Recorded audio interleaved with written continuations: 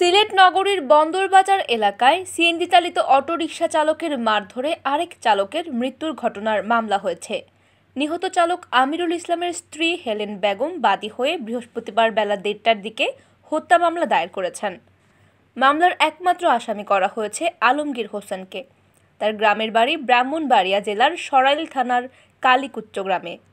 বেশ কিছুদিন ধরে তিনি সিলেট নগরীর শাহজালাল উপশহর এলাকায় বসবাস করছেন। অন্যদিকে নিহত আমিরুল ইসলামের বাড়ি সিলেট মহানগরীর জালালাবাদ থানাধীন কান্দিগাঁওয়ে। ওই গ্রামের মৃত ইদুন মিয়ার ছেলে তিনি। তবে আমিরুল জালালাবাদের টুকের বাজার এলাকার ঘোপাল গ্রামে বসবাস করছিলেন।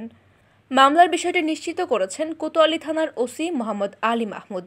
তিনি জানান, নিহত চালকের স্ত্রী বাদী হয়ে মামলা করেছেন। একমাত্র আসামি আলমগীর হোসেনকে মামলায় গ্রেফতার দেখানো হয়েছে।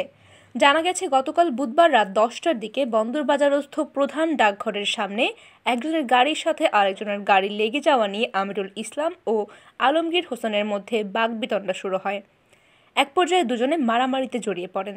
ওই সময় আমিরুলকে কিল, ঘুষি ও লাথি মারতে থাকেন আলমগীর। এতে অজ্ঞান হয়ে পড়েন আমিরুল। মারামারির খবর পেয়ে বন্দরবাজার ফাঁড়ি থেকে পুলিশ সদস্যরা এসে অজ্ঞান আমিরুলকে উদ্ধার করে ওসমানী মেডিকেল কলেজ হাসপাতালে নিয়ে যান। সেখানে চিকিৎসক তাকে মৃত ঘোষণা করেন। ঘটনার পরপর জনতা আলমগীরকে আটক করে। পরে তাকে পুলিশে সোপর্দ করা হয়।